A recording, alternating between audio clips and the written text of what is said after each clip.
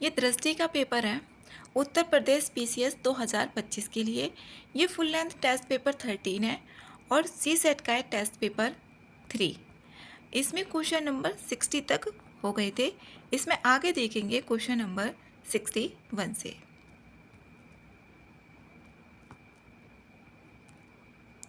61 है, निम्नलिखित प्रश्नों में से दिए गए उत्तरों में से लुप्त संख्या ज्ञात करनी है। इसमें लुप्त संख्या ज्ञात करनी है, लेकिन ना तो यहाँ पर ही दिया और ना ही यहाँ पर दिया, तो इसमें यहाँ पर कर नहीं सकते हैं क्योंकि दिया हुआ नहीं है, तो ये क्वेश्चन गलत है। नेक्स्ट है क्वेश्चन नंबर 62। एक कुर्सी की मूल कीमत 100 रुपये थी। एक कुर्सी है और उसकी जो मूल कीमत है वो 100 रुपये है। उस पर 10% की छूट दी थी और 3 महीने बाद उसे 15% छूट पर बेच दिया जाता है। तो यहाँ पर कुर्सी का विक्रय मूल्य क्या है? इसमें यहाँ पर देखेंगे पहले 100 रुपये, जो कुर्सी है उसकी कीमत है 100 रुपये, तो 100 रुपये, इस पर 10% की छूट मतलब कि 90 पे दी जा रही है। यहाँ पर 90% पे दी जा रही है, तो 90 डिवाइड में 100 हो जाएगा। फिर उसको 3 महीने बाद 15% छूट पर भी बेच दिया जाता है। तो यहाँ पर इसमें 15% की छूट दे दी और 85% पर उसको बेचा जा रहा है, तो 85 डिवाइडेड बाई यहाँ पर 100 होगा। तो 2 जीरो से इसमें 2 जीरो कैंसिल हो गई और 1 जीरो से इसमें 1 जीरो कैंसिल हो गई। अब यहाँ पर 9 बचा और 85, इसमें इसकी मल्टीप्लाई करेंगे 9 की 85 में। 9 5 जा 45, 9 5 जा 9 बचा और 85, 9 और 85 और डिवाइडेड बाई यहाँ पर 10 भी बच गया। अब इसमें कट भी कर सकते हैं 10 को, लेकिन फिर डिवाइड करना पड़ेगा। अब यहाँ पर 1 जीरो है तो पॉइंट लगा देंगे एक बार, तो 9 5 जा हुआ 45, कैरी को यहाँ पर 4 और 9 8 जा 72, 72 और 4 76, यहाँ पर ये और डिवाइडेड बाई 10, तो इसमें यहाँ पर 76.5 इतने रुपए। यहाँ पर विक्रय मूल्य जो था उसका, कुर्सी का विक्रय मूल्य 76.5 रुपीज़। तो ये आ रहा है सी में, तो सी आंसर इसका सही आंसर है। नेक्स्ट है 63। ए, बी और सी का भार 50 किलोग्राम है। यदि ए और बी का औसत भार इसमें 40 किलोग्राम दे दिया और बी और सी का जो भार है वो दिया हुआ है यहाँ पर 45 किलोग्राम, तो बी का भार क्या होगा? इसमें ओनली बी का भार हमें निकालना है। अब इसमें तीनों का दिया हुआ है, ये ए बी और सी का, इसमें 50 केजी दे दिया। तीनों का जो औसत भार है ये 50 किलोग्राम है। यदि ए और बी का जो औसत है यहाँ पर ए और बी का, अब तीनों का ये यहाँ पर जब प्लस करेंगे इसको हम, ए प्लस बी प्लस सी डिवाइड में 3 होगा तो 3 की इसमें मल्टीप्लाई करेंगे, तो ए प्लस बी प्लस सी का जो यहाँ पर कुल भार आ जाएगा वो आएगा 150 केजी। ए प्लस बी और प्लस सी, तो यहाँ पर 3 है, यहाँ पर कितना है ये 50, तो इसमें यहाँ पर ऐसे कैंची की मल्टीप्लाई करेंगे तो ये हुआ यहाँ पर ए प्लस बी प्लस सी, यहाँ पर हुआ ये 150, इसमें इक्वेशन 1 बन गई। फिर यहाँ पर बोला है ए और बी, इसमें ए और बी मतलब 2 लोग हैं, तो इसमें होगा ए प्लस के बी डिवाइडेड बाई 2, और इनका जो बोला है यहाँ पर 40 बोला है, तो इसमें ए प्लस बी का जो आ जाएगा ये 80 आ जाएगा। फिर यहाँ पर बी और सी का, बी प्लस सी का, तो इसमें 45 में 2 की मल्टीप्लाई कर देंगे तो 90 किलोग्राम आ जाएगा। बी प्लस सी हो गया यहाँ पर 90 केजी। इसमें यहाँ पर एक पहली इक्वेशन आ गई थी ए प्लस बी प्लस सी, वो आई थी यहाँ पर 3 की मल्टीप्लाई करेंगे 150, 50 में तो 150 आएगा। अब इसमें यहाँ पर सी की वैल्यू निकाल लेंगे हम, इससे ए प्लस बी प्लस सी भी दिया हुआ है, इससे यहाँ पर बी प्लस सी दिया हुआ है, तो इसमें तो ए की वैल्यू आएगी, लेकिन ए प्लस बी और इससे यहाँ पर निकल जाएगी ए प्लस बी की वैल्यू इसमें हम पुट कर देंगे, तो 80 प्लस सी हो जाएगा इक्वल्स टू 150। तो यहाँ पर दिया हुआ है ए प्लस बी प्लस सी बराबर कितना 150, और ए प्लस बी की जो जगह आया है वो आया है 80, ए प्लस बी बराबर आया है यहाँ पर 80, तो इसमें यहाँ पर पुट करेंगे 80 प्लस के ये सी और बराबर 150। अब सी बराबर होगा, इसमें माइनस कर देंगे इसको, 150 में से 80 गया तो यहाँ पर बचता है सी की वैल्यू 70। सी की वैल्यू आ गई, तो इसमें पूछा हुआ है तो बी का भार कितना होगा, तो बी का भार भी निकल जाएगा। अब एक इक्वेशन आई थी बी प्लस के सी बराबर आया था 90। अब बी यहाँ पर सी का जो आई है वैल्यू वो आई है 70, तो बी प्लस यहाँ पर कितना होगा 70 बराबर आ गया 90। अब 70 को इधर लेके जाएंगे तो बी की जो वैल्यू आएगी यहाँ पर 20 आएगी। अब बी का भार इसमें कितना है 20 है, तो बी का इसमें 20 आंसर यही होगा, ए ऑप्शन है। नेक्स्ट है 64। 64 है किसी संगठन में एक परियोजना प्रबंधक अनौपचारिक माध्यमों पर निर्भरता के कारण विभागों के बीच गलत संचार को नोटिस करता है। कौन सा सुधारात्मक उपाय सभी इकाइयों में संचार की प्रभावशीलता को सर्वोत्तम रूप से सुनिश्चित करता है, तो इसमें करता है सी ऑप्शन, क्रॉस फंक्शनल संरचित रिपोर्टिंग प्रोटोकॉल लागू करना। सी आंसर इसमें सही होगा। नेक्स्ट है 65। 65 है संघर्ष समाधान प्रक्रिया के दौरान एक मध्यस्थ सक्रिय श्रवण, व्याख्या और सारांशीकरण का उपयोग करता है। इन तकनीकों को किस संचार दृष्टिकोण के अंतर्गत सर्वोत्तम रूप से वर्गीकृत किया जा सकता है, इसमें सहानुभूति पूर्ण सहभागिता से वर्गीकृत किया जा सकता है, तो बी आंसर इसमें सही होगा। जैसे संघर्ष समाधान की प्रक्रिया है और उसको मध्यस्थ किया जाना है, तो सहानुभूति पूर्ण तरीके से ही वहाँ पर वर्गीकृत किया जाएगा, बी आंसर इसमें सही है। नेक्स्ट है 66। एक नेता निरंतर अपनी टीम के सदस्यों की भावनात्मक स्थिति के आधार पर अपनी संचार शैली बदलता है। यह व्यवहार किस पारस्परिक संचार सिद्धांत से संबंधित है, यह है संचार समायोजन सिद्धांत से, तो सी आंसर इसका सही आंसर होगा। जो संचार समायोजन सिद्धांत होगा उसी से ही वो अपनी जो भी यहाँ पर नेता है टीम के सदस्यों की भावनात्मक स्थिति के साथ अपनी संचार शैली को बदलता है। नेक्स्ट है 67। 67 है एक परीक्षा में 640 लड़के हैं, इसमें 640 तो लड़के दिए और लड़कियां दिए 360। लड़कियां हैं 50% लड़के और 80% लड़कियां उत्तीर्ण हुई, तो अनुत्तीर्ण परीक्षार्थियों का प्रतिशत इसमें देखना है कितना होगा। इसमें यहाँ पर कुल विद्यार्थियों की बात करें तो कुल विद्यार्थी इसमें लड़के प्लस लड़कियाँ कितने हो गए 640 और प्लस के 360, तो यहाँ पर टोटल स्टूडेंट आ जाएंगे, ये टोटल स्टूडेंट आ गए 640 प्लस के 360, 0 6 4 10 की 0 6 3 9 और 1 10, 1000 यहाँ पर टोटल स्टूडेंट है। तो अब यहाँ पर हम देखेंगे 50% लड़के 50% लड़के और 80% लड़कियां पास हो जाती हैं, उत्तीर्ण के लिए बोला है, तो 50% निकालेंगे किसका 640 का, 640 क्रॉस 50 डिवाइडेड बाई 100, 2 जीरो से 2 जीरो कैंसिल हो गई। अब इसमें मल्टीप्लाई करेंगे 5 की और 64, तो 5 4 जा इसमें 20 हुआ, कैरी को 2 5 6 जा 30 32, 320 इसमें लड़के उत्तीर्ण हुए, लेकिन यहाँ पर अनुत्तीर्ण परीक्षार्थियों का प्रतिशत ज्ञात करना है। इसमें उत्तीर्ण हो गए 320, इसी तरीके से यहाँ पर निकालेंगे लड़कियों का। लड़कियाँ हैं यहाँ पर 360 लड़कियाँ और उसका 80% देखेंगे तो ये आ जाएगा यहाँ पर उत्तीर्ण जो स्टूडेंट है।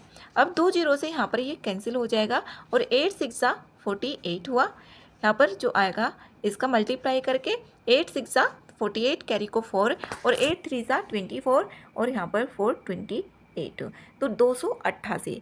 अब यहाँ पर कुल देख लेते हैं कितना आ रहा है। इसमें जो आया लड़कों का, जो भी पास हुए लड़के 320 हुए और प्लस की लड़कियाँ जो पास हो रही हैं वो 288 हो रही हैं। टोटल हमने निकाल लिया, तो 8 और 2 10 की 0 3 2 5 और 1 6, इसमें आगे यहाँ पर 608 टोटल स्टूडेंट जो पास हो रहे हैं। अब हम निकाल लेते हैं जो पास नहीं हो रहे, टोटल स्टूडेंट कितने 1000 और इसमें से हमने माइनस कर दिया कितना जो पास हो रहे हैं, तो उसमें निकल जाएगा कि जो पास नहीं हो रहे उसका, तो 1000 में से 608 को घटाएंगे तो यहाँ पर आएगा 2 और यहाँ पर 9 ही बचा और यहाँ पर इसमें 3, क्योंकि 9 बचेगा, 9 में से 6 गया तो 3 हो गया, तो इसमें 392 हुआ। अब 392 का प्रतिशत निकालना है कि कितने विद्यार्थी इसमें फेल हुए उसका प्रतिशत, तो 392 विद्यार्थी इसमें अनुत्तीर्ण हुए। अगर इसमें नंबरिंग में पूछा जाता तो 392 हो जाता, अब इसमें निकालना है प्रतिशत, तो इसमें 392 फेल हो गए कितने में से 1000 स्टूडेंट में से, और यहाँ पर आ जाएगा 100। तो इसमें से ये 0 कैंसिल हो गई। अब ये यहाँ पर आया 392 और डिवाइडेड बाय इसमें 10, तो इसका जो होगा यहाँ पर 39.2, यहाँ पर 39.2% में ये आ जाएगा। तो इसका जो आंसर है डी ऑप्शन इसमें सही है। नेक्स्ट है क्वेश्चन नंबर 68। 2 की पावर x प्लस के 4 माइनस के 48 इक्वल्स टू 2 की पावर x प्लस के 2। इसमें यहाँ पर अब देखेंगे 2 की पावर x प्लस 4 दिया हुआ है और यहाँ पर दिया हुआ है इसमें इधर, इसको इधर लेकर आएंगे यहाँ पर तभी सॉल्व होगा। 48 के साथ में इसको सॉल्व नहीं करेंगे, इसको इधर लेके जाएंगे। माइनस का तो उधर जाएगा तो प्लस का हो जाएगा। अब यहाँ पर 2 की पावर x प्लस के कितना है 4 है, और यहाँ पर ये प्लस का है तो इधर आएगा माइनस का, माइनस की 2 की पावर x प्लस के 2 हो गया, और इक्वल्स टू यहाँ पर आ जाएगा 48, क्योंकि ये माइनस का इधर गया तो प्लस का। अब इसमें यहाँ पर देखेंगे कि कितना कॉमन आ रहा है, तो कॉमन यहाँ पर इसको लिख सकते हैं 2 की पावर x प्लस 4 को 2 की पावर x प्लस के 2 इंटू 2 की पावर मल्टीप्लाई में 2 की पावर यहाँ पर 2 हो गया, क्योंकि जब मल्टीप्लाई में पावर्स होती हैं वो ऐड हो जाती है तो x की पावर 4 ही हो जाएगा। अब यहाँ पर इसमें था x की पावर 2 की पावर x प्लस की 2 क्रॉस में 2 की पावर 2 माइनस के, इसमें आया 2 की पावर x प्लस के 2 और इक्वल्स टू यहाँ पर आया 48। इसमें कॉमन है 2 की पावर x प्लस के 2 और यहाँ पे पुट जाता है ये 2 की पावर 2 मतलब कि 4 और माइनस के 1, यही बनेगा। यहाँ पर तो ये बाहर ले लिया हमने तो 1 और बराबर यहाँ पर हुआ 48। अब 4 में से 1 गया तो यहाँ पर बचेगा 3, 3 चला जाएगा 48 के नीचे, तो इसमें यहाँ पर 2 की पावर x प्लस के 2 और इक्वल्स टू 48 और डिवाइड में हुआ ये यहाँ पर 3 से इसको कट करेंगे 3 1 सा यहाँ पर 3 3 6 18, तो 2 की पावर x प्लस के 2 इसमें यहाँ पर 16 आएगा। 16 को कैसे लिख सकते हैं, 2 की पावर ये होता है 4। अब इसमें यहाँ पर 2 2 इसमें बेस तो यहाँ पर 2 आ रहा है 2 आ रहा है, लेकिन यहाँ पर इसकी जो पावर है वो भी इक्वल हो जाएंगी। x प्लस के 2 बराबर हो जाएगा 4, x प्लस के 2 बराबर आया 4, तो x बराबर आ जाएगा यहाँ पर 4 माइनस के 2, x की वैल्यू इसमें आएगी 2, तो इसका जो आंसर होएगा बी आंसर इसमें सही आंसर है। नेक्स्ट है 69। इसमें एलिमेंट को 11 के रूप में कोडित किया जाता है, एलिमेंट है और इसको किया जाता है 11 के रूप में कोडित। इसमें यहाँ पर देखेंगे एलिमेंट,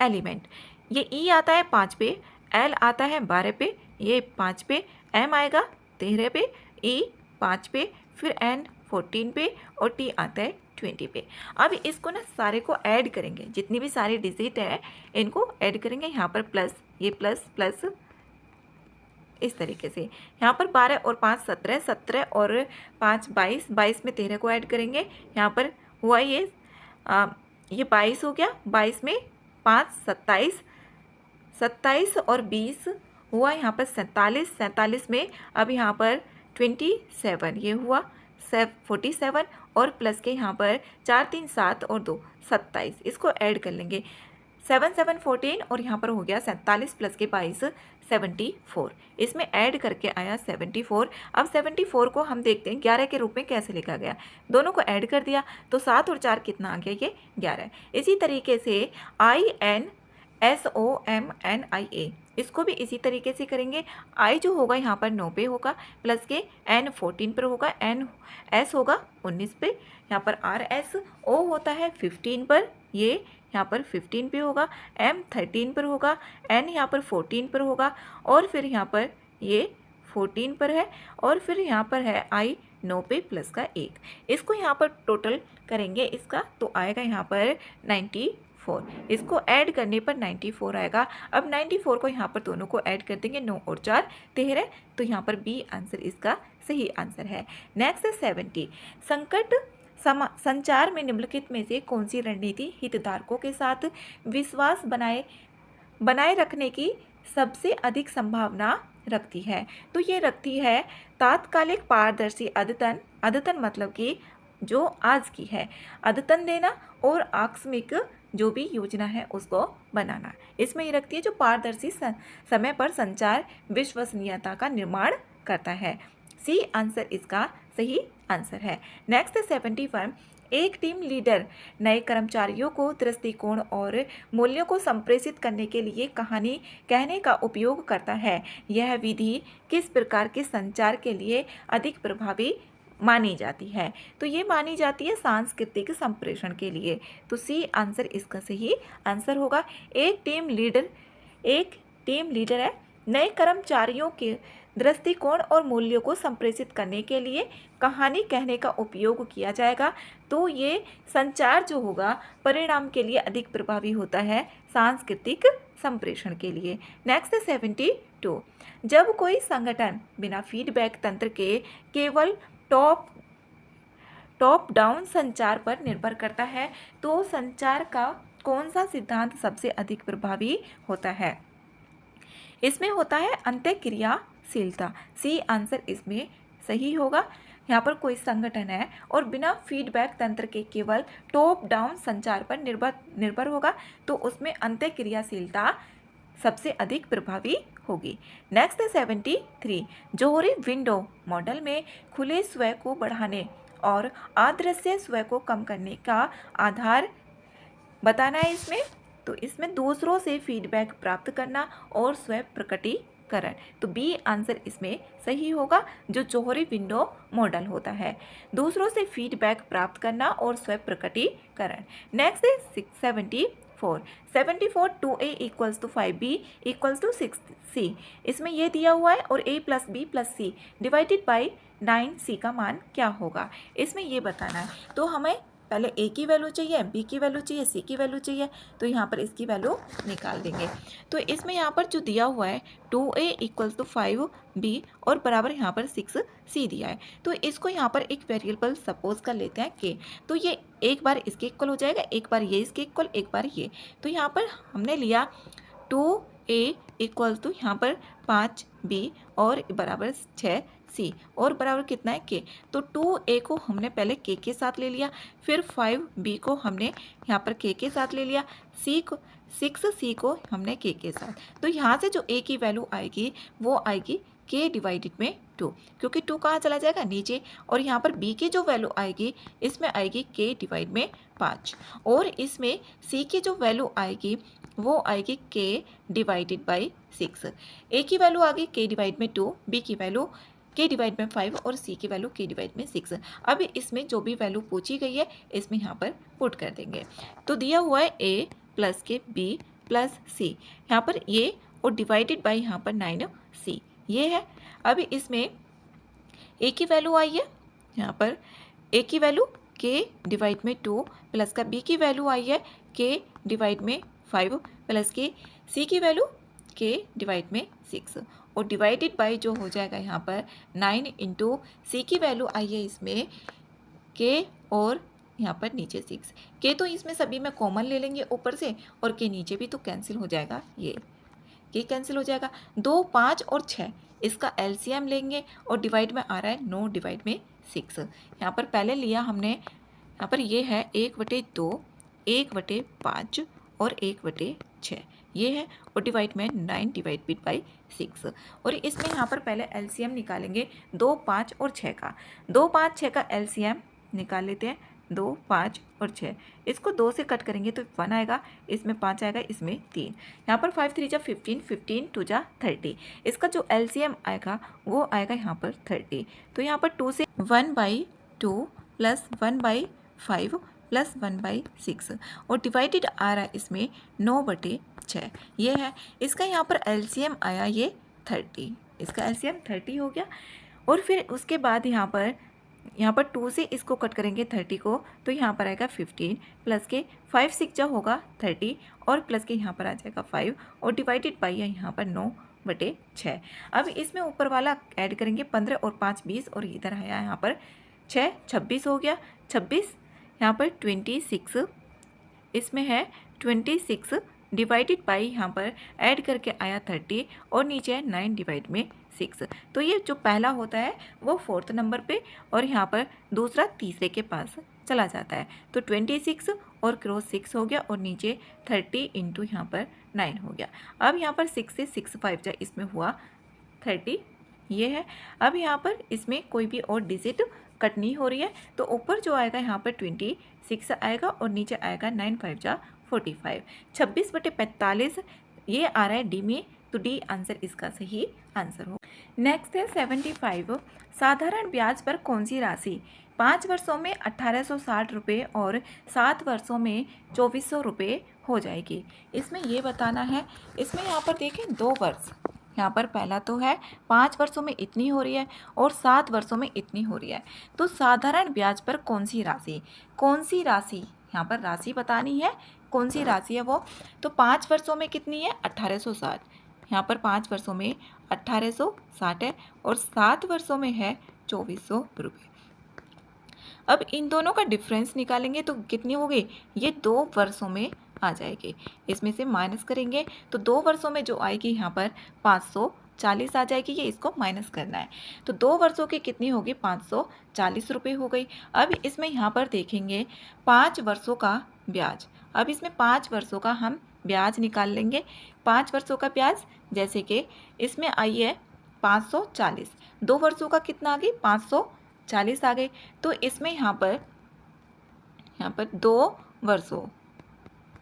वर्षों का इसमें आई है यहाँ पर 540।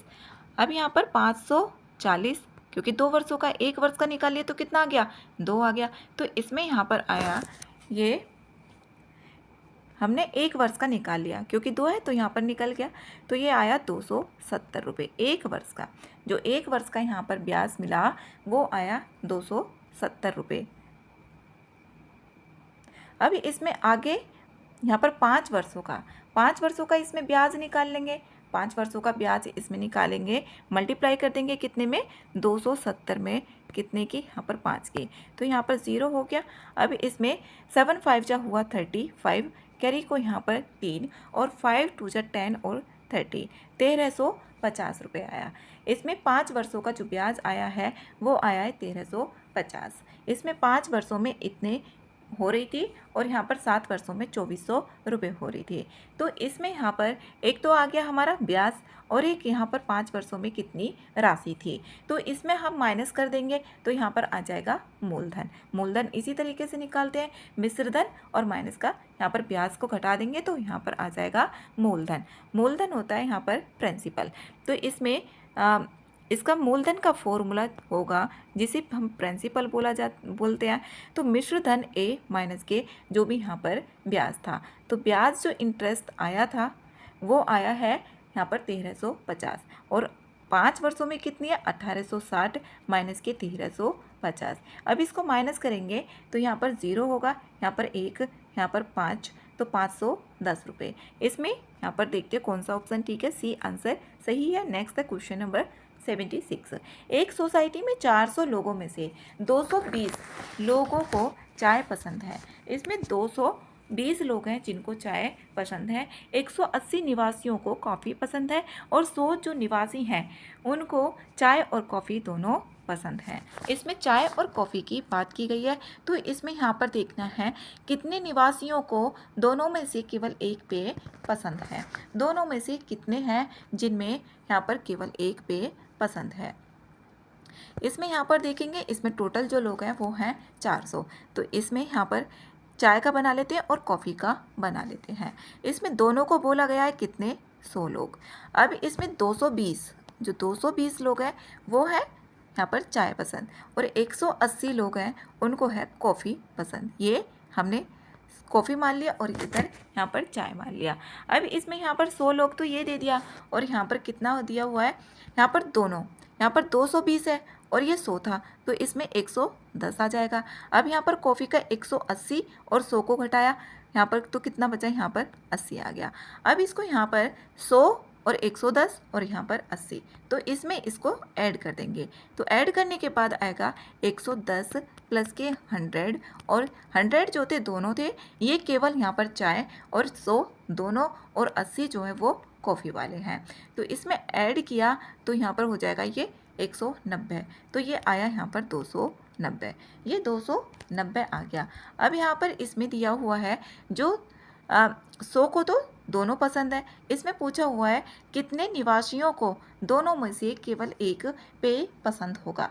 यहाँ पर केवल एक पेय की बोला हुआ है, तो इसमें घटाना जोड़ना भी नहीं है। जैसे ये था, इसमें ये कितना है 100 है, और कॉफ़ी का जो है यहाँ पर कॉफ़ी पी रहे थे ये है 180, तो यहाँ पर कॉफ़ी का जो आ गया था ये 80 आ गया था, यहाँ पर केवल कॉफ़ी का आ गया। और यहाँ पर ये था 220। अब 220 में से इसमें से, क्योंकि इस वाले पार्ट में तो केवल बच जाएगा ना चाय वाला, तो 100 में से 220 में से 100 घटाया तो 120 आया। तो इसने बोला है कि केवल एक पेय पदार्थ जो पी रहे हैं, तो यहाँ पर 120 तो पी रहे हैं चाय, और 80 जो पी रहे हैं यहाँ पर कॉफ़ी पी रहे हैं, तो 120 + 80 हो जाएगा। केवल पूछा हुआ है यहाँ पर 80, तो यहाँ पर हो जाएगा 200 लोग। 200 लोग इसमें ऐसे हैं जो केवल एक ही पेय पी रहे हैं, या तो कॉफ़ी या फिर चाय। तो इसमें बी आंसर इसका सही आंसर है। नेक्स्ट है 77। इसमें LCM H और 1 का दिया हुआ है H, और HCF H1 का इसमें क्या होगा। इसमें यहाँ पर देखो दो संख्याएं भी दी हुई है, दो संख्याएं जो LCM निकाला है H और 1 का निकाला है। तो फर्स्ट नंबर कितना है, यहाँ पर इसका फॉर्मूला होता है फर्स्ट नंबर और क्रॉस इसमें सेकंड नंबर इक्वल्स टू होगा यहाँ पर LCM और क्रॉस HCF। जब इस तरीके की कंडीशन आ जाती है तो यही फॉर्मूला अप्लाई करने से आंसर निकलता है। तो इसमें फर्स्ट जो नंबर है वो है H, और सेकंड नंबर इसमें 1 है, और इसमें यहाँ पर जो दिया हुआ है इसका LCM H और HCF हमें फाइंड करना है HCF। तो ये जो H होगा ये इसके नीचे आ जाएगा, और ये क्या हो जाएगा, कैंसिल हो जाएगा। इसमें आएगा यहाँ पर HCF 1। यहाँ पर जब कट होता है तो 1 आता है, जब माइनस करते हैं तो 0 आता है। तो इसका जो आंसर होगा सी ऑप्शन सही होगा, इसमें 1 आंसर आएगा। नेक्स्ट 78। डायोफेट्स किस क्षेत्र में अपने योगदान के लिए सर्वाधिक प्रसिद्ध है। ये है यहाँ पर संख्या सिद्धांत और बीजगणित के लिए, तो बी आंसर इसमें सही आंसर होगा।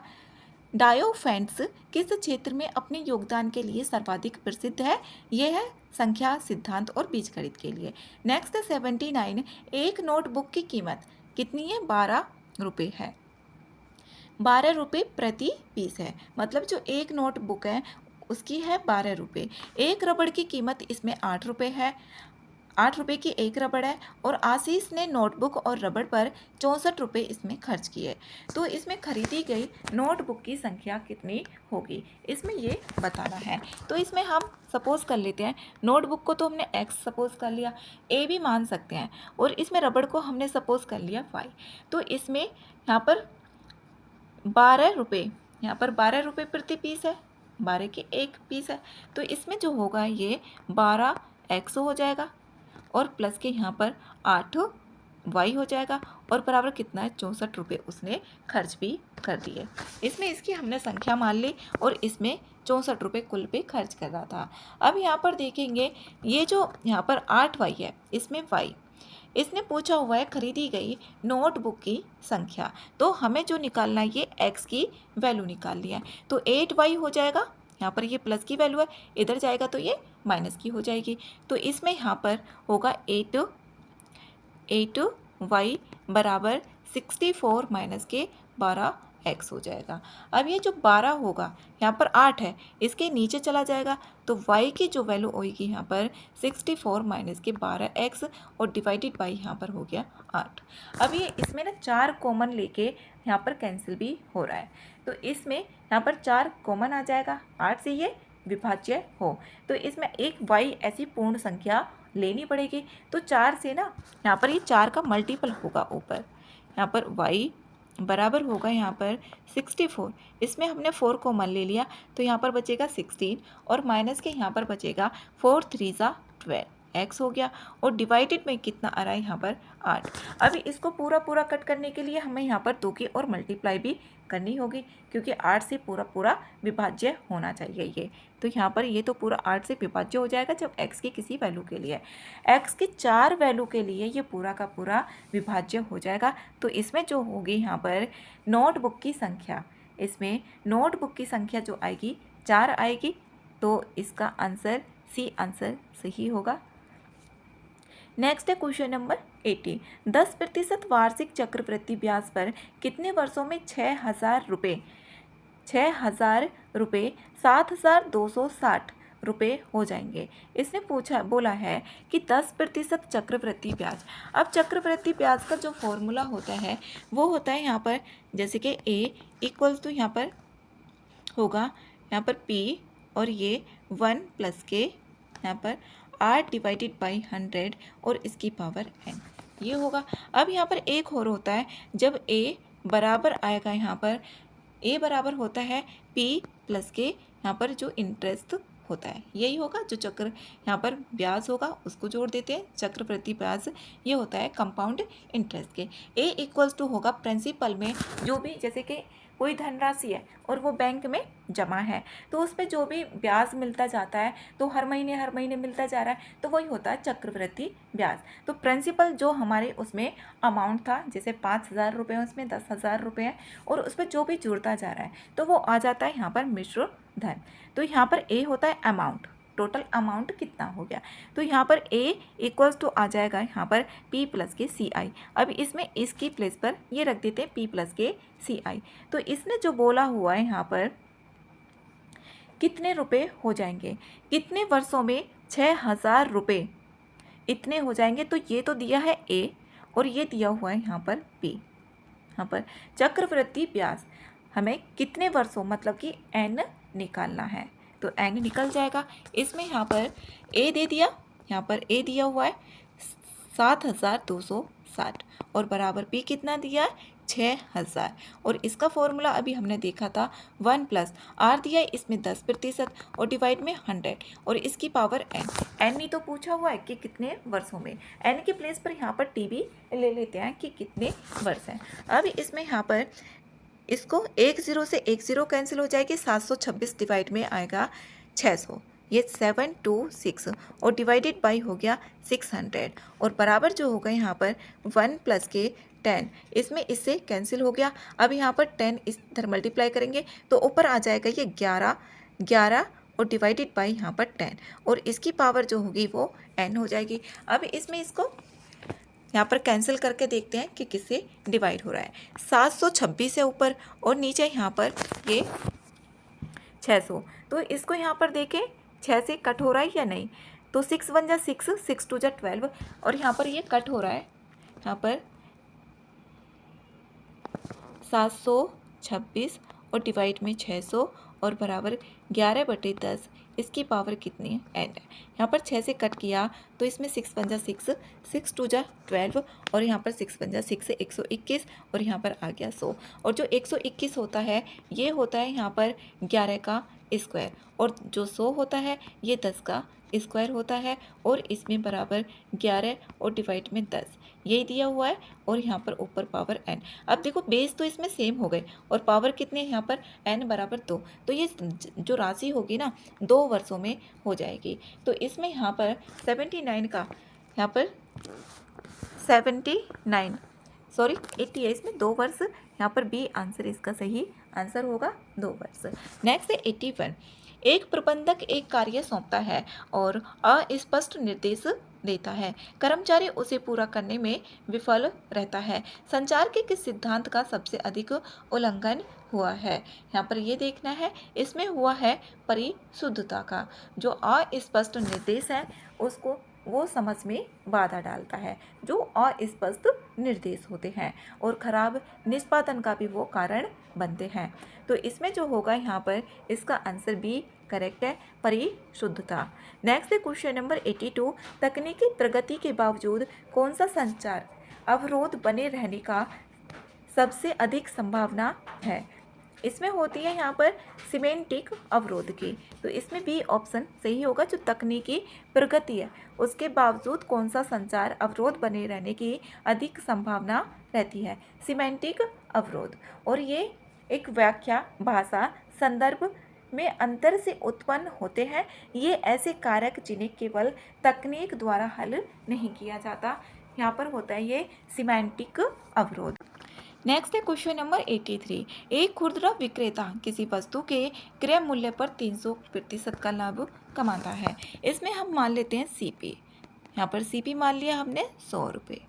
फिर इसने बोला है कि कितने प्रतिशत का लाभ कमा रहा है, 300% का। तो जो लाभ होगा उसको कितने रुपए का होगा। यहाँ पर 100 तो हमारा क्रय मूल्य है, और जो लाभ और हानि होती है वो होती है सीपी पर, जो क्रय मूल्य होती है, जो खरीद होती है। और यहाँ पर कितना हो गया, ये 300 और डिवाइडेड बाई यहाँ पर 100, तो उसको जो लाभ हुआ ना, यहाँ पर 300 रुपये का ही लाभ हुआ। अब इसमें यहाँ पर देखेंगे एसपी निकालेंगे, तो यहाँ पर लाभ प्लस के सीपी हो जाता है। तो यहाँ पर एसपी निकालेंगे तो वो होगा यहाँ पर सीपी और प्लस के लाभ।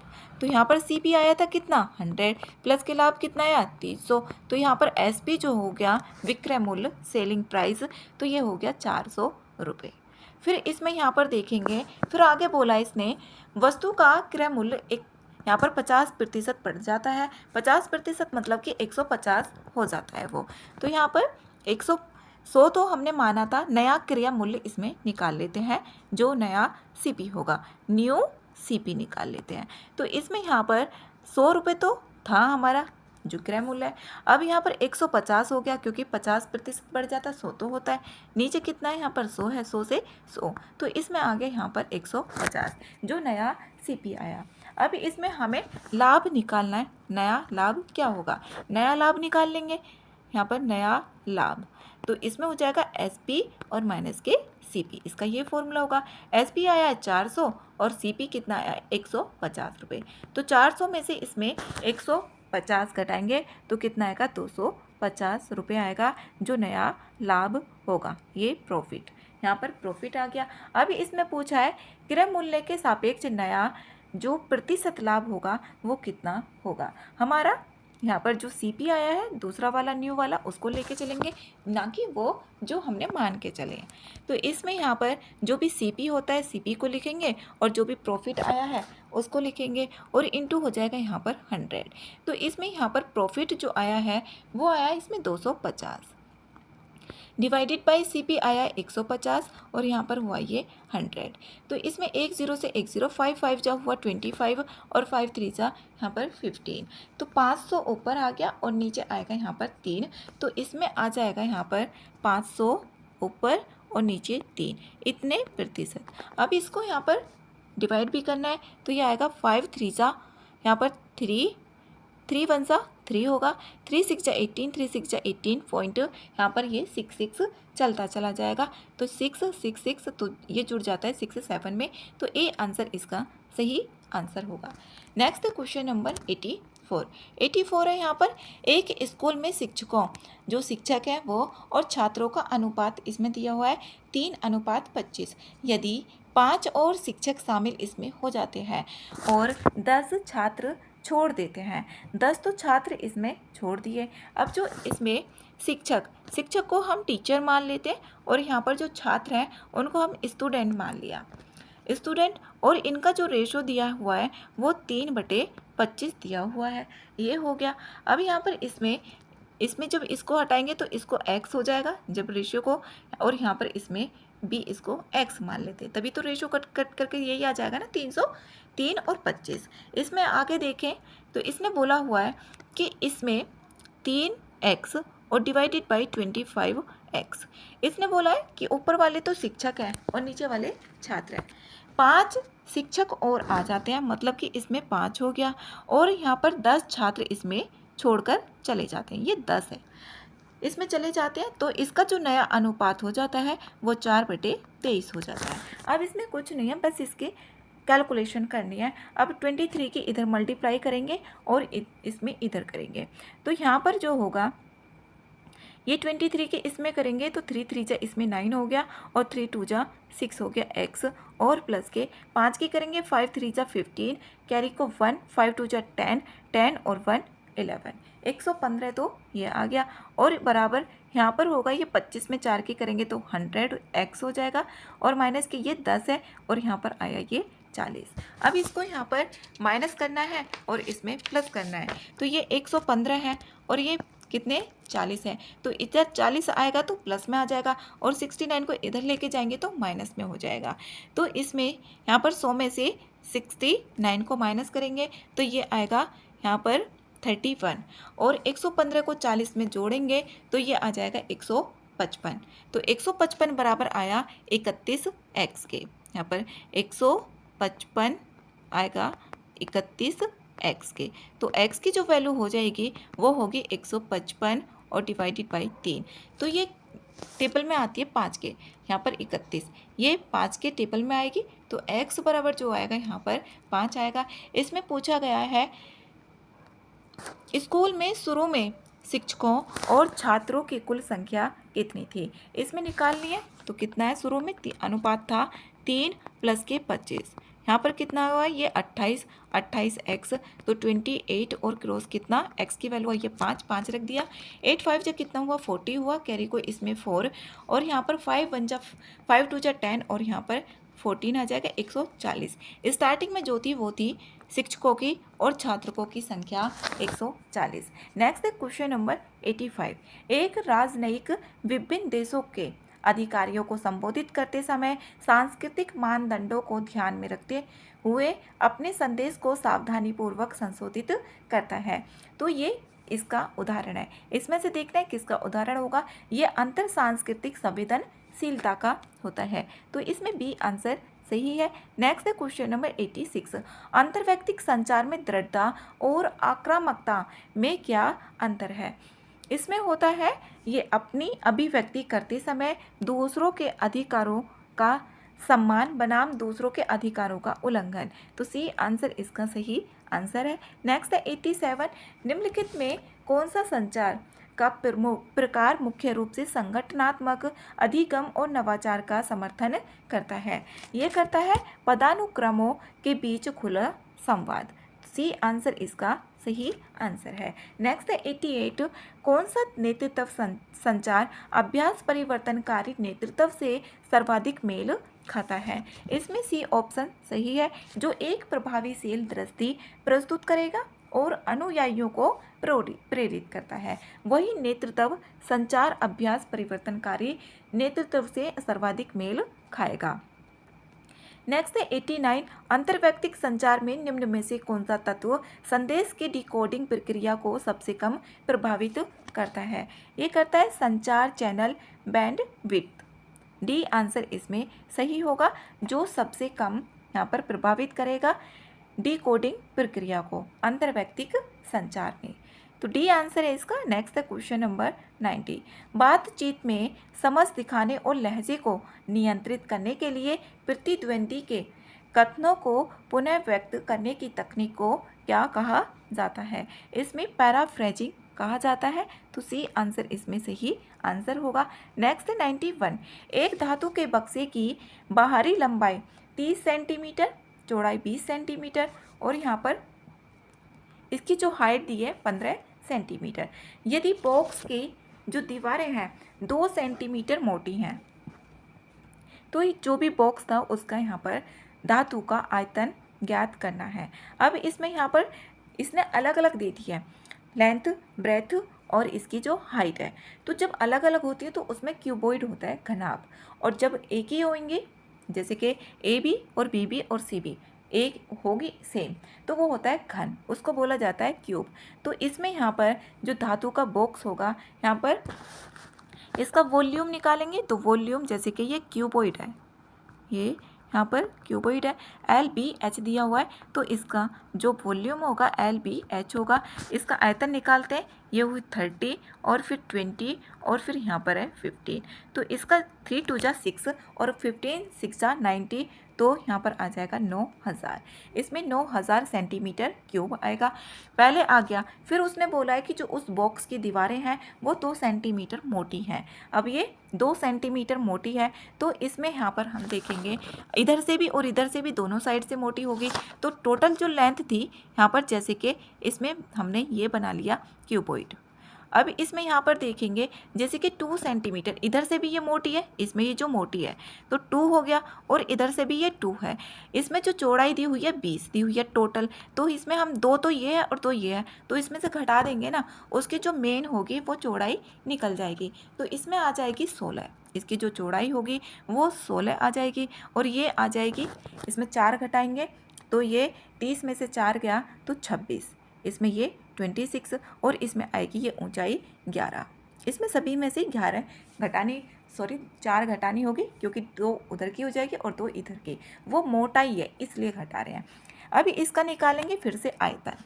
यहाँ पर इसमें तीनों की मल्टीप्लाई करेंगे। मल्टीप्लाई करने के लिए यहाँ पर जो मल्टीप्लाई करेंगे इसका आएगा 4576 सेंटीमीटर की क्यूब। अब इसमें पहला आया था 9000 सेंटीमीटर क्यूब और ये आया है इतना, तो बाहर जो आयतन आ गया था वो 9000 आया था और ये आंतरिक आयतन आया, तो इसमें से इसको माइनस कर देंगे तो धातु का आयतन निकल जाएगा जो मेन पार्ट था उसका। तो इसमें यहाँ पर 9000 में से हम घटा रहे हैं 4576, तो इसमें माइनस किया, यहाँ पर 4, इसमें 9 से यहाँ पर 7 गया 2, 9 में से 5 गया 4, यहाँ पर 8 में से 4 गया 4, 4424 आ रहा है बी में, तो बी आंसर इसका सही आंसर है। नेक्स्ट है 92।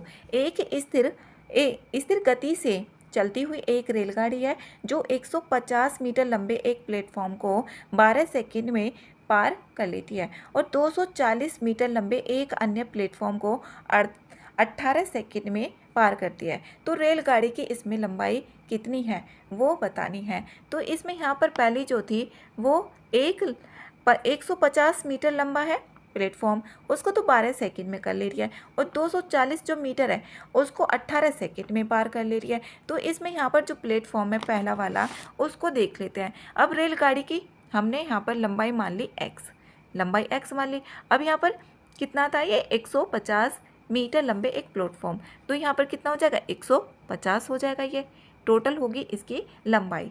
तो अब यहाँ पर और कितने में कर रही है ये 12 सेकंड में, तो इसकी चाल निकाल लेंगे। चाल कितनी होगी, तो चाल बराबर हो जाएगा यहाँ पर distance divided by time. Distance आई है कितनी x प्लस के 150 और डिवाइडेड में कितना आया है यहाँ पर 12 सेकेंड।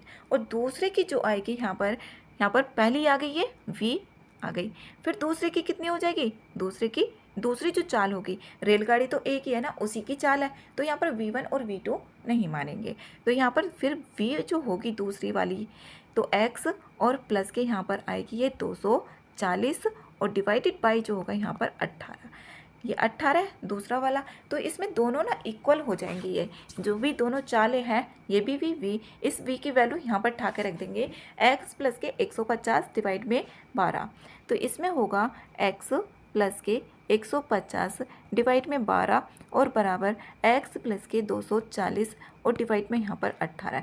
अब इसकी ऐसे मल्टीप्लाई करेंगे, या तो इसको यहाँ पर 6 2 जा 12 आसान करने के लिए और 6 3 जा 18। अब इसमें इधर 3 की मल्टीप्लाई करेंगे और इधर 2 की कर लेते हैं, तो इसमें आया 3x और 15 3 जा 45 450, ये यहाँ पर प्लस है, इक्वल तो यहाँ पर 2 की करेंगे तो ये हुआ 2x प्लस के 24 दूनी 48, यहाँ पर 480 आ गया। इसमें यहाँ पर देखेंगे 2x 3x है और इधर लेकर आएंगे तो कितना हो जाएगा 1x ही होएगा और ये 450 है। अब 450 को 480 में से घटाएंगे तो यहाँ पर होगा ये 30। इसमें यहाँ पर कितना आया ये 30 मीटर। जो x था ना, जो रेलगाड़ी है उसकी लंबाई कितनी है 30 मीटर है, तो इसका जो आंसर है ए आंसर सही होगा। नेक्स्ट है क्वेश्चन नंबर 93। इसमें देखने कितने त्रिभुज हैं, त्रिभुजों की इसमें संख्या निकालनी है। इसमें यहाँ पर पहले में देखें तो इसमें यहाँ पर पहला, अब ये है तो इसमें 1 और 2 और 3, इसमें यहाँ पर जिस तरीके से ये होता है ये दिया हुआ है यहाँ पर ये वाली आकृति और इसमें पीछे से काट दिया है, तो 1 और 2 तो टोटल 2 और 1 कितने हो गए 3 हो गए। तो इसमें यहाँ पर त्रिभुज जो होंगे ये 3 हो गए और एक यहाँ पर ये हो गया। अब देखो इसको मिला के और इसको मिला के मिलाते हैं ना, इसमें चतुर्भुज बनता है, ना कि इसमें त्रिभुज बन रहा है। तो इसमें 3 हो गए, इसमें यहाँ पर 1 हो गया। फिर यहाँ पर इसमें देखेंगे तो 1 और 2, यहाँ पर 2 और 1 3 और ऊपर 1 और 2, तो 3 2 जा यहाँ पर कितने हो गए 6 हो गए। अब इसको यहाँ पर मिलाते हैं इसमें तो 1 और 2 2 और 1 3 और यहाँ पर इसमें भी कितनी लाइन है, ये इसमें लाइन आई थी ये, तो इसमें तो 3 है, इसमें यहाँ पर 1 है, एक ये है और इसमें यहाँ पर ये भी तो इसी तरीके से बना हुआ है ये वाला त्रिभुज भी। तो यहाँ पर कितना होगा, यहाँ पर 6 हो जाएगा, ये 6 ये और 6 ये और यहाँ पर 1 ये है। अब इनको सबको मिलाकर देखते हैं हम, तो यहाँ पर कोई भी त्रिभुज नहीं बन रहा है। 6 और 6 12, 12 और 3 15, 15 और 1 16 और 1 17। तो इसमें जो त्रिभुजों की संख्या है डी ऑप्शन इसमें सही है 17। इसमें यही त्रिभुज बनेंगे। नेक्स्ट 94, एक टीम लीडर विचार मंथन सत्र के दौरान आइए सभी संभावित विकल्पों पर एक साथ विचार करें। वाक्यांश का प्रयोग करता है यह किस संचार गुण को दर्शाता है। यह दर्शाता है यहाँ पर सहयोगात्मक संचार को। यह सहयोगात्मक संचार को ही दर्शाएगा। जो टीम लीडर है वो विचार मंथन सत्र के दौरान वो बोल रहा है कि आइए सभी संभावित विकल्प पर एक साथ विचार करते हैं, तो सी आंसर इसका सही है। नेक्स्ट 95, निम्नलिखित में से कौन सा कथन व्यावसायिक संचार में उच्च भावनात्मक बुद्धिमत्ता को सर्वोत्तम रूप से दर्शाता है। इसमें यहाँ पर दर्शाता है ये, मैं अपने संदेश को इस आधार पर ढालता हूँ कि मैं किससे बात कर रहा हूँ और वे कैसा महसूस करते हैं। बी आंसर इसमें सही है। नेक्स्ट है 96 है यहाँ पर, टीम सेटिंग में कौन सा व्यवहार पारस्परिक संचार में व्यवधान का संकेत देता है। इसमें देता है प्रत्येक प्रश्न के बाद मौन करना। तो वहाँ पर क्या होगा, ये पारस्परिक संचार में व्यवधान उत्पन्न करेगा।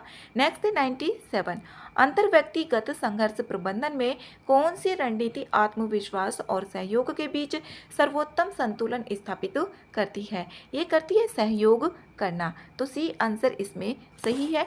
सहयोग जो कोलैबोरेटिंग होती है ऐसी रणनीति होगी ये, जिसमें यहाँ पर समाधान तलाशेगी और आत्मविश्वास एवं सहयोग दोनों को अधिकतम करेगी। नेक्स्ट 98, निम्नलिखित में से कौन सा वर्चुअल मीटिंग में संचार स्पष्ट को सबसे प्रभावी ढंग से बढ़ाता है। इसमें बढ़ाता है जो पूर्व साझा एजेंडा और संरचित रूप से बोलने की बारी। सी आंसर इसका सही आंसर होगा। नेक्स्ट है क्वेश्चन नंबर 99, इसमें 27x की पावर 3, 125y की पावर 3, 135x² प्लस के 225xy²। इसमें ना एक फॉर्मूला होता है x प्लस के y की पावर 3। तो इसका फॉर्मूला होता है यहाँ पर x की 3 प्लस y की 3 प्लस के 3xy और ब्रैकेट में जो हो जाता है यहाँ पर x प्लस के y, वही फॉर्मूला है यहाँ पर। तो इसमें यहाँ पर 27 है और ये है, और इस तरीके से आ जाए ना तो यहाँ पर 27 जो होता है वो 3 की पावर 3 का होता है और फिर x की 3 है और प्लस जो 125 है इसमें 5 की 3 और ये y की 3। तो इसका ही फॉर्मूला हो गया। ये बाकी का जब इसी से ही निकल जाता है आगे फॉर्मूले में पुट करके वैल्यू। तो 3x की ये यहाँ पर 3 हुई और प्लस के यहाँ पर 5y की यहाँ पर 3 हो रही है और प्लस के यहाँ पर 135, यहाँ पर 3ab वो हो जाएगा फॉर्मूला अभी जो लिखा था। तो यहाँ पर 3x प्लस के 5y की पावर 3 होगी। अब इसमें माइनस का तो कोई काम है ही नहीं, तो माइनस कहीं भी नहीं आएगा, तो माइनस वाले तो ऑप्शन कैंसिल ही हो जाएंगे। तो यहाँ पर यही बचेगा 3x प्लस 5y इसका होल क्यूब। जब इसको ओपन करेंगे ना तो यहाँ पर यही पूरी वैल्यू आएगी निकल कर। नेक्स्ट है 100, x माइनस 4 और x प्लस 1 निम्नलिखित में से किस बहुपद के ये गुणनखंड हैं। इसमें देखना है किसके ये गुणनखंड है। तो यहाँ पर x की 3, यहाँ पर x की जो वैल्यू आएगी इसमें x बराबर आएगा 4 और 1 आएगा x बराबर माइनस के 1। जब यहाँ पर माइनस में होता है तो प्लस में आ जाती है, जब ये प्लस में होता है तो माइनस में वैल्यू आ जाती है। अब इन दोनों ऑप्शन को रख के देखेंगे किसमें 0 बन रहा है और दोनों ही ऑप्शन से 0 बनना चाहिए। तो यहाँ पर ऑप्शन को चेक करते हैं किस किस में बनेगा। अब -1 इसमें रखते हैं तो ये देखते हैं यहाँ पर माइनस के 1 होगा और यहाँ पर ये प्लस के यहाँ पर माइनस के 2 हो जाएगा और प्लस के 7 होगा और यहाँ पर कितना हो जाएगा प्लस के 8। इसमें 7 तो ये रहे 7 और 8 15, यहाँ पर माइनस के 3 है तो ये 0 यहाँ पर नहीं बना। ये तो कैंसिल हो गया। फिर दूसरे में पुट करते हैं माइनस के 1 को, तो माइनस 1 के 3 करेंगे तो माइनस 1 ही आएगा, और प्लस के 3 आ जाएगा, और प्लस के इसमें आएगा यहाँ पर 4 और माइनस के 12। इससे भी नहीं बन रहा, माइनस के 1 और माइनस के 12, माइनस के 13, माइनस के 13 और प्लस के 7, तो यहाँ पर आता है माइनस के 6। इससे भी 0 नहीं बन रहा। फिर यहाँ पर सी ऑप्शन को चेक करते हैं, तो -1 आएगा, और प्लस के इसमें यहाँ पर माइनस के ये 5 आएगा, क्योंकि एक्स स्क्वायर है और -1 का स्क्वायर वो प्लस में ही हो जाएगा। एक्स के 3, तो यहाँ पर माइनस के 1, इसमें एक्स के 3 माइनस के 1 और माइनस के 5 और माइनस के 6 और प्लस के 8, इसमें भी यहाँ पर नहीं बन रहा है। 6 और 5 11, 11 और 1 12, माइनस के 12 है और प्लस के 8 है, तो इसमें माइनस के 4 वैल्यू आ रही है। अब डी ऑप्शन ही यहाँ पर बचेगा, तो डी आंसर ही इसका सही है। एक बार इसको देख भी लेते हैं, तो x की पावर 3, तो -1 की पावर 3 का इसमें कितना होगा, -1 ही होगा, क्योंकि ओड पावर है ये, तो -1 होगा, और यहाँ पर माइनस के 4 होगा, और इसमें कितना हो जाएगा, प्लस का 1 होगा, और प्लस के इसमें 4। अब इस 4 से तो ये 4 कैंसिल, 1 से 1 कैंसिल, तो यहाँ पर 0 बन रहा है। तो इसमें जो भी गुणनखंड चेक करने के लिए बोले कि किसका बहुपद का होगा, तो उसमें जो भी इस तरीके से दे उसको वैल्यू को पुट करके यहाँ पर 0 आए, वही उसकी वैल्यू होती है, और वही आंसर, डी आंसर इसमें सही आंसर है।